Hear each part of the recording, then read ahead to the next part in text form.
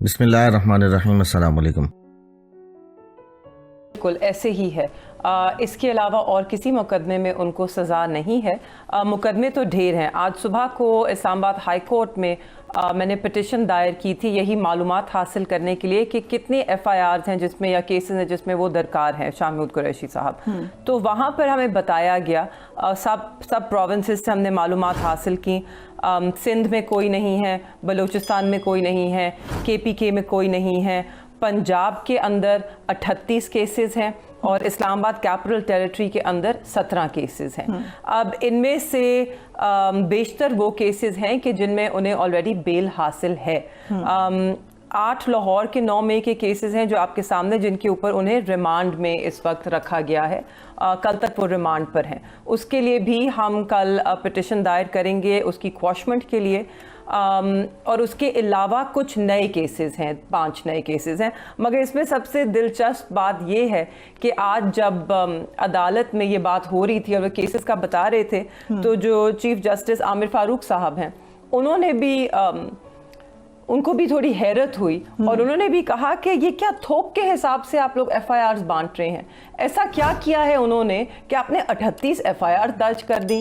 اور اسلام آباد کا بھی انہوں نے پوچھا کہ یہ 17 تھانے ہیں ایف آئی آر میں یا ایک ہی تھانے میں ایک ہی مقدمے میں ملٹیپل ایف آئی آرز ہیں؟ ویسے ہیں 17 تھانے؟ مجھے نہیں معلوم، I don't think so، مجھے تو نہیں، میری نظر میں تو نہیں ہے۔ یہ وہی چیف جسٹس ہیں جس پہ پی ٹی آئی زیادہ خوش نہیں ہے۔ دیکھیے، میں اپنا اگر ذاتی بات کروں تو ہم نے ہمیشہ سرخم ہمیشہ ہر عدالت کے فیصلے کو تسلیم کیا ہے۔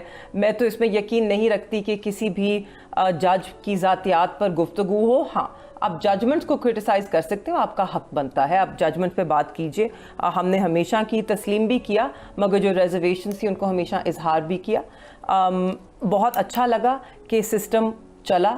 ہم ہمیشہ امید تھی، ہم نے کبھی امید تو نہیں ہاری تھی نا، ہم پرسو کرتے رہے لیگلی، اور جو لیگل راستہ ہے اس کو ہمیشہ ہم نے اپنایا کیونکہ ہم ابھی بھی یقین رکھتے ہیں۔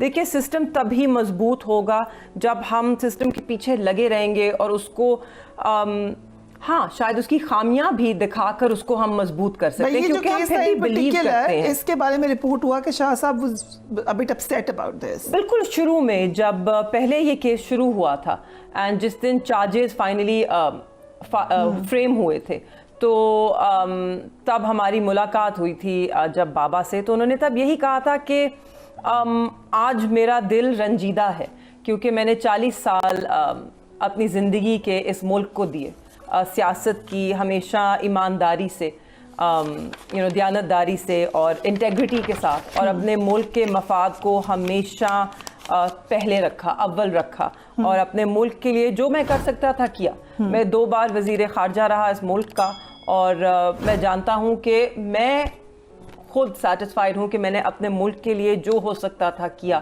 اور آج مجھے غدار ڈکلیئر کر دیا گیا ہے۔ تو انہوں نے کہا اس بات کا دکھ تو obviously ٹھیس پہنچی، ان کو بہت تکلیف پہنچی۔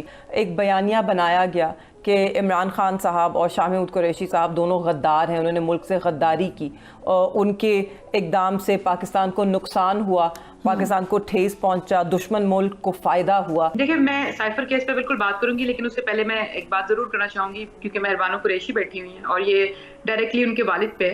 تو دیکھیں، یہاں پہ جو بات کری ہے، یہ ایک بیٹی کری ہے اپنے والد کے لیے اور وہ پرسیو کری ہے، اس کا پورا رائٹ ہے۔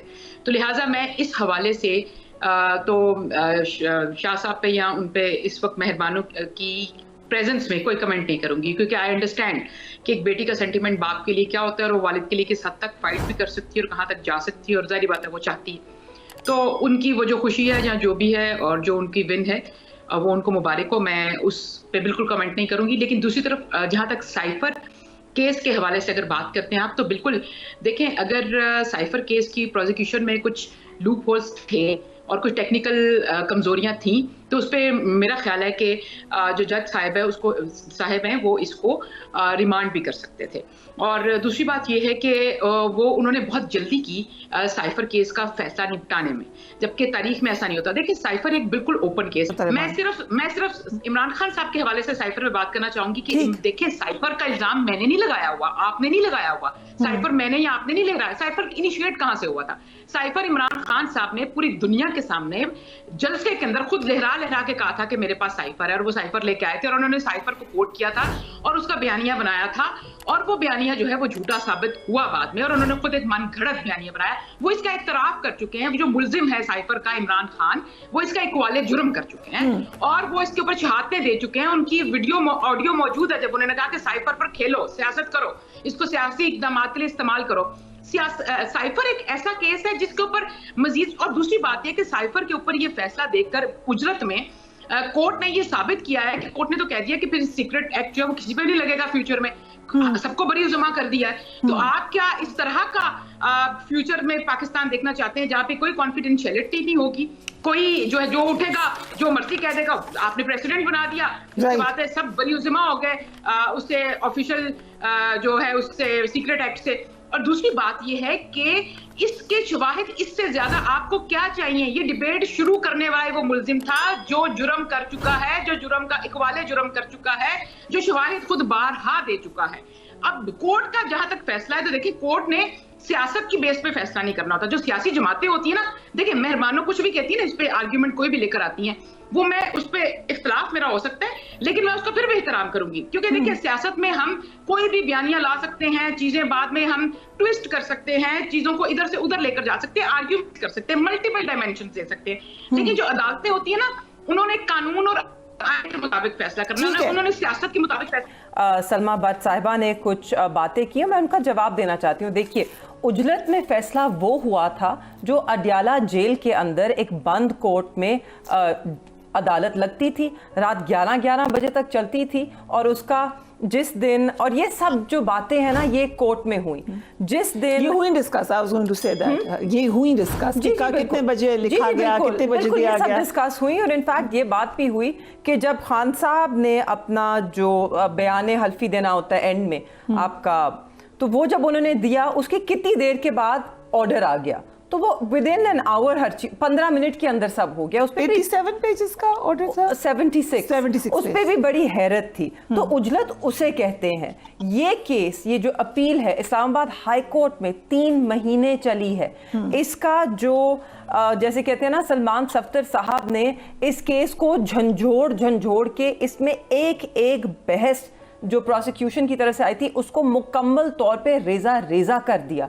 इस केस में और कोई फैसला आ नहीं सकता था, उजलत का लफ्ज़ इस्तेमाल नहीं हो सकता यहाँ पर, ना इसके अंदर लीगल ना एविडेंशरी जो तकाजे होते हैं वो पूरे किए गए, और ये जज साहिबान ने खुद कहा। तो अब देखिए, एक बयानिया जरूर बनाया गया था साल पहले पाकिस्तान तहरीक इंसाफ के खिलाफ कि जी इन्होंने गद्दारी की है, ये एक कंस्पिरेसी है, इन्होंने फैक्ट्स को ट्विस्ट किया है।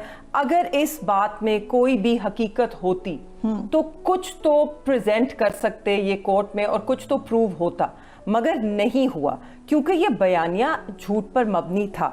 देखिए, रिमांड बैक नहीं हो सकता था। रिमांड बैक तब होता कि अगर आप कहते कि सिर्फ और सिर्फ इसमें इरेगुलरिटीज थी केस में। वीडियो को लाइक करें, शेयर करें और कमेंट सेक्शन में अपनी कीमती राय से ज़रूर आगाह करें, और हमारे चैनल जमजम टॉक्स को सब्सक्राइब करना मत भूलें।